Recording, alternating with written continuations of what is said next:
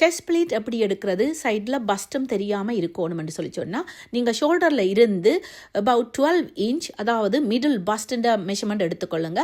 அதில் இருந்து அவைண்ட சைடு பஸ்ட்டுன்ற நீளப்பகுதியை அளவாக எடுத்து வச்சுக்கொள்ளுங்க.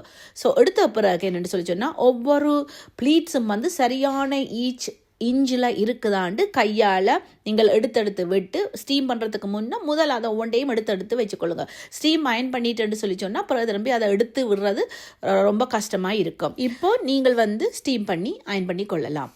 இப்போ வந்து சென்டர் ப்ளீட்ஸ் வந்து அதாவது உள்ளுக்க செருவுற ப்ளீட்ஸுகள் வந்து நீங்கள் என்ன சொன்னால் எல்லாத்தையும் ஒன்றுக்கு மேலே ஒண்டா அப்படி மெஷர்மெண்ட் எடுக்காமல் ஒரு 1/4 இன்ச் விட்டு ஒவ்வொரு 1/4 இன்ச் விட்டு நீங்கள் அதை வந்து செட் பண்ணி கொள்ளுங்க. இப்போ பாருங்க, நான் அதை செட் பண்ணி ஒவ்வொன்றும் நேராக இருக்காண்டு பார்த்து ஜஸ்ட் 1/4 இன்ச், அப்போ தான் அந்த கீழே வந்து வி ஷேப்பாக நாங்கள் ஃப்ளோலெஸ்ஸாக இது பண்ணி எடுக்கலாம். இப்போ பின்ன ஒன்றை குத்திட்டு நான் இப்போ என்னுடைய கையால் திரும்பியும் உள்ளுக்குள்ளே எதுவும் ப்ளீட்ஸ் இல்லாமல் அதை வந்து திரும்பி எடுத்து அதுக்கு பிறகு செட் பண்ணின பிறகு தான் நான் பின் குத்துறேன். இப்போ இந்த ஃப்ளஃபி ப்ளீட்ஸ் தான் எல்லாரும் ஆசைப்படுறாங்க.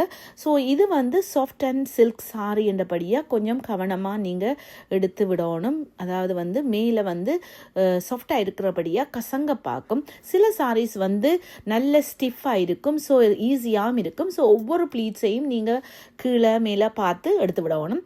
இப்போ அந்த ப்ளீட்ஸ் வந்து ஃப்ளஃபியாக இருக்கிறதுக்காக ஃபர்ஸ்ட் ப்ளீட்டை எடுத்துட்டு உள் பக்கத்தால் நான் ஸ்டீம் அயன் போட்டு ஒவ்வொரு ப்ளீட்ஸையும் அயன் பண்ணுறேன். இப்படி அயன் பண்ணும் பொழுது உங்களுக்கு வந்து நல்ல ஃப்ளோலெஸ்ஸாக ஒரு பஃப் ப்ளீட்ஸ் கிடைக்கும்.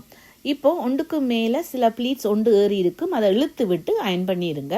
இல்லை என்று சொல்லி சொன்னால் ஒரு ப்ளீட்ஸுக்கு மேலே ஒன்றா இருக்கும். இப்போ பாருங்க, என்னுடைய பிரைட் கட்டி இருக்கிறா, சைட் ப்ளீட்ஸ் கிடைச்சிருக்கு, மிடில் ப்ளீட்ஸ் பாருங்க அப்படி இருக்குது,